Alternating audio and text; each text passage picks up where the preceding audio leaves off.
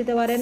আর এদিকে 250 গ্রাম মতন টক দই দিয়ে দিচ্ছি। দুধটা ভালো করে জ্বালানো হয়ে গেছে, ওই সময় দুধটা ভালো করে ফুটিয়ে নিয়ে ভালো করে অনবরত নাড়াচাড়া করে ঠান্ডা করে নিয়েছি। ঠান্ডা করে নেওয়ার পরে এখন আমি দুধটাকে দিয়ে দিচ্ছি, যে ভালো করে ঠান্ডা হয়ে গেছে। টক দইটা ভালো করে মিশিয়ে নিয়ে এখন মাটির হাঁড়িতে ঢেলে দিয়েছি। মাটির হাঁড়িতে দেওয়ার পরে এখন আমি ভালো করে মুখটাকে বেঁধে রেখে ভালো করে ভালো একটা জায়গায় রাখতে হবে, যাতে ঠান্ডা হাওয়া টাওয়া না লাগে, ভালো গরম গরম হোম থাকে।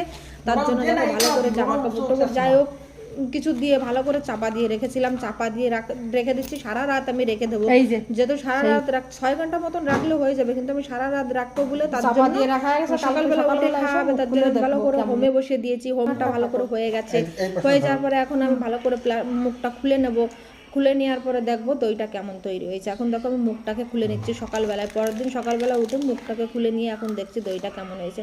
দেখো দইটা খুব সুন্দর হয়েছে, দেখো একদম জমে একদম পুরো হয়ে গেছে। আর এই দইটার উপরে এরকম হয়ে যাওয়ার কারণ হচ্ছে কিন্তু ওই গরম গরম যে ধোঁয়াটা ওঠে, ওর জন্য মুখের উপরে একটু খ্যাস খ্যাস খ্যাস খ্যাস কাটা, কিন্তু না হলে দইটা খুব সুন্দর হয়েছে।